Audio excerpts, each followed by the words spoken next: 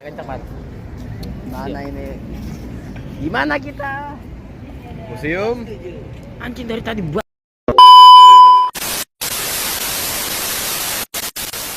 Assalamualaikum warahmatullahi wabarakatuh. Kami dari kelompok 9 dari kelas 9H. Hari ini kita akan menjelaskan tentang sejarah museum di Kota Tua. Amin.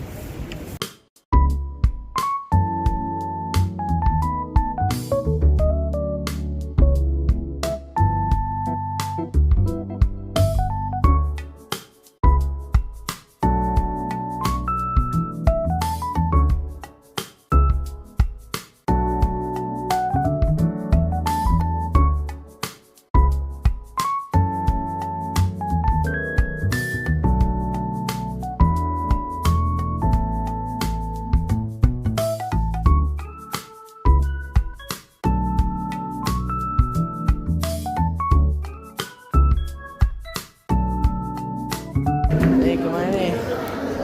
Ayo Cin, lo ngerti gak Cin? Kita membangun sistem kepercayaan Tarumanegara. Pada saat itu masyarakat Tarumanegara mempercayai dewa-dewa itu. Dan di sini ada patung-patungnya. Dan di sini ada dua patung. Yang di kiri ini Arca Wisnu Ciboya 1, yang ini Arca Wisnu Ciboya 2. Jadi dua patung ini ditemukan di daerah Cibuaya. Cibuaya itu di Karawang. Yang ke satu ditemukan tahun 1952. Yang kedua ditemukan tahun 1957. Terus di sini ada dewinya. Nah, ini Dewi Durga ditemukan di Tanjung Priok saat keluasan pelabuhan. Nah, ini Dewi ini memiliki tugas melawan Asura. Asura itu monster. Terus itu ada Dewa Ganesha berkepala gajah. Dia memiliki 4 tangan dan juga memiliki 4 senjata. 4 senjatanya itu adalah kapak, kasbi, gigi, dan mangkuk. Jadi tugas sama melawan Asura. Tarumanegara. Itu ada prasasti Tugu. Pertama Ditemukan di Kelurahan Tugu Selatan. apa itu prasasti Tugu? Prasasti Tugu adalah salah satu prasasti yang berasal dari Kerajaan Tarumanegara.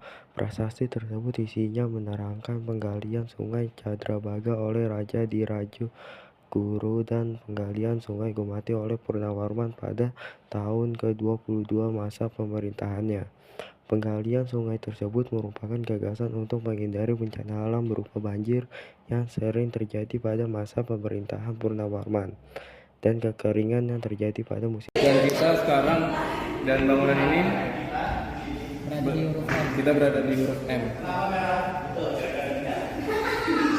Kalau untuk sekarang namanya Jabodetabek.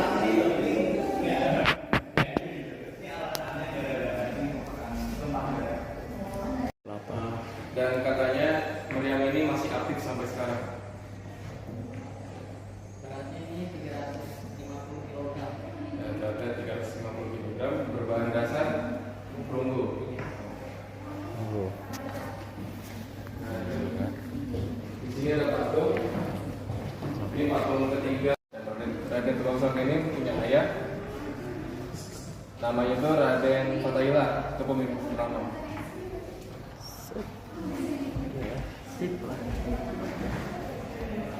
Ini sama dengan yang asli. Jamnya.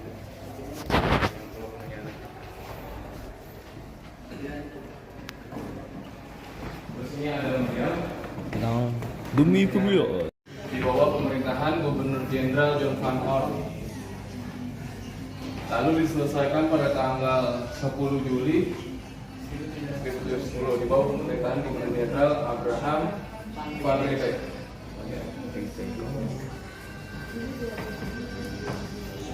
Oh, itu ada bola-bola. Katanya kalau kita megang bola-bola itu, apa namanya, permintaan kita akan dikabulkan. Kepercayaannya segitu. Nanya lagi sampai sekarang.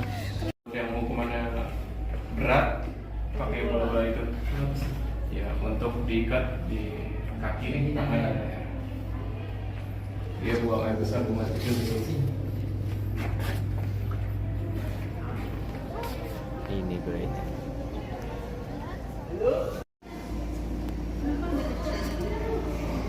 Ya, kenapa lebih kecil?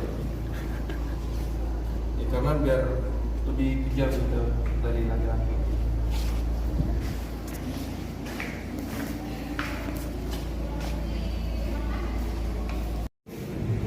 Terima kasih sudah menonton video vlog dari kelompok kami. Semoga informasinya bermanfaat. Assalamualaikum warahmatullahi wabarakatuh. Baju ya, lemari baju nih. Oke. Jadi dulu musim moyang ini gereja baru Belanda. Gereja baru Belanda ini runtuh akibat gempa bumi yang terjadi di Batavia pada tahun 1808. Dan runtuh, gereja ini runtuh, terus dibangunlah musim wayang. Diresmikan tanggal 19 Agustus 1975. Ini tempatnya dari Gunung Salak. Katanya di di ujung ini bisa berubah warna, bisa mendetek. Jadi dia berubah warna kalau ada racunnya. Dan racunnya di bawah. Ada tempat tinta dan meja. Jadi dulu ada pulpen, HP-nya bola ya. Bisa mendetail.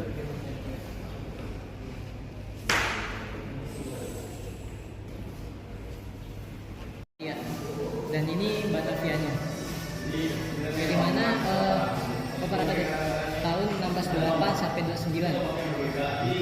Yang dimana yang digunakan oleh VOC, namun benteng dari Batavia itu dibakar oleh Mataram. Nah, Oh, dibakar poin di atas. di sebelah sana itu Cepekun. Cepekun itu lagi ngobrol dengan Kiai Rangga, yang dimana untuk menggunakan strategi pelemahan pedagang dari Belanda ini. Gaya Eropa. Jadi ini putih-putih semua.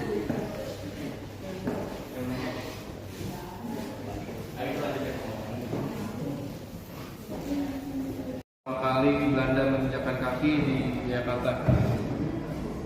Ini dia. Ya. Belanda dan menyisakan 1.000 orang di negara ini untuk dijadikan budak.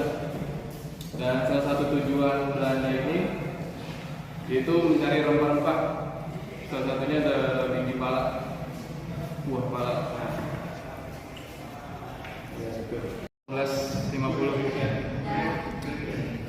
Pada tahun itu Batavia dikelilingi tembok dan di luar ini adalah Omelan. Nah, jadi Omelan ini isinya para pedagang-pedagang yang ingin masuk ke Batavia. Dan kita sekarang dan bangunan ini Oke. Haji baik. itu jadi orang Buni itu meninggal di kuburnya bareng gerabah. Karena apa? Karena dipercaya adanya reinkarnasi. Jadi dipercaya tongkat ini akan hidup kembali dan mencari dan mengambil perhiasan yang ada di dalamnya Biasanya dari hutan. Bisa 3 kota pengadilan abad ke-18 dilukis oleh J.J. Naismith. Di tengah ini ada Raja Salomo. Raja Salomo itu adalah Nabi Sulaiman lagi menyelesaikan masalah karena masalahnya itu ada 2 ibu yang lagi memperebutkan 1 bayi. Nah, cara menyelesaikan masalahnya itu dibelah bayi menjadi 2 untuk mengasihi sebelah-sebelah ibunya. Dan ada ibu yang tidak tega bayinya dibelah menjadi 2, itu bukan aslinya. Terus di kanan itu Raja Persia. dia mempunyai anak. Anaknya ini melanggar hukum, yaitu berzina. Dan hukumannya itu ditusuk kedua bola matanya. Dan ayahnya ini kan nggak mau anaknya cacat, jadi dia meringankan hukumannya dengan cara ditusuk satu bola mata ayahnya. Jadi sama-sama punya satu bola mata. Lagi mengkuliti hakim korup, dan kulitnya ini dipakai untuk melapisi kursi hakim. Dan hakim korup ini punya anak, anaknya ini diangkat menjadi hakim. Nah, jadi dia menduduki kulit ayahnya sendiri. Sini ada miniatur buat bangunan ini. Di situ ada melihat eksekusi mati, dan eksekusi matinya itu ada di depan Cafe Batavia. Ya, eksekusi Batavia di situ. Jadi hukumannya itu ada 2, dipenggal dan 3, dan juga ada kuatnya.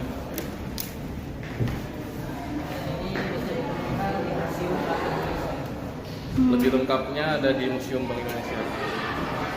Di sini ada uang kertas Jenderal Sudirman.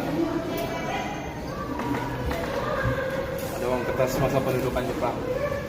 Nah, ini apaan sih tadi sih? Ini apaan sih?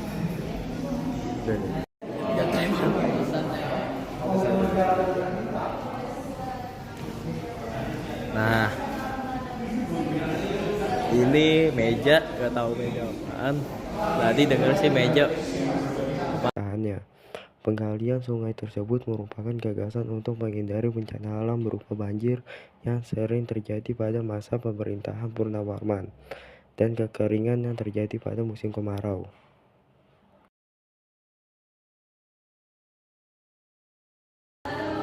Dan terdapat bahasa Sanskerta menandai bahwa Raja Purnawarman pernah membuat sungai. Sungai ini terdapat sepanjang 12 km untuk mencegah banjir.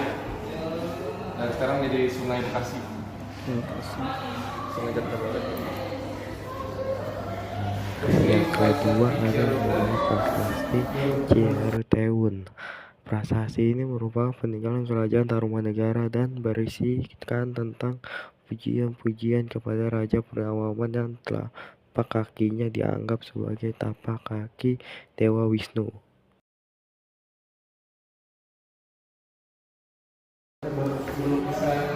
Berukiran bahasa Sanskerta dan buat latar kaki Raja Purnawarman. Raja Purnawarman ini dipercaya merupakan utusan Dewa Nah, di Wisnu. sini ada namanya prasasti kebun kopi.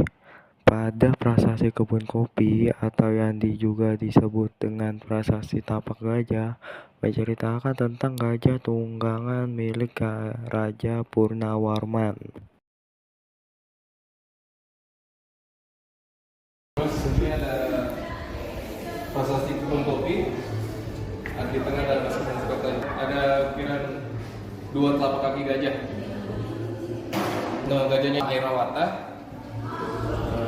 Airawata ini merupakan tunggangannya Raja Purnawarman saat memimpin di Tarumanegara. Pada zaman dulu manusia belum bisa mengenal tulisan dan juga jenis kelamin laki-laki dan perempuan. Dan cara membedakannya dengan memakai gelang yang putih untuk perempuan dan yang hitam untuk perempuan. Nah,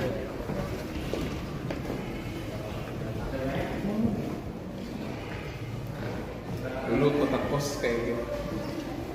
Kotak pos.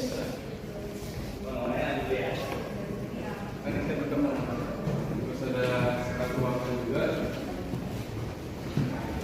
Di tengah ini berukiran Dewi Athena lengkap dengan baju zirahnya.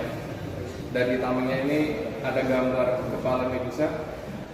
Terus dia ini juga kepala Medusa juga tapi buruk rupa. Dan kiri kanan ada ukiran daun. Nah, itu melambangkan kehidupan dan cinta. Terus di atas ada 7 lambang kerajaan Jayakarta. Dan yang di tengah itu ada lambang Batavia.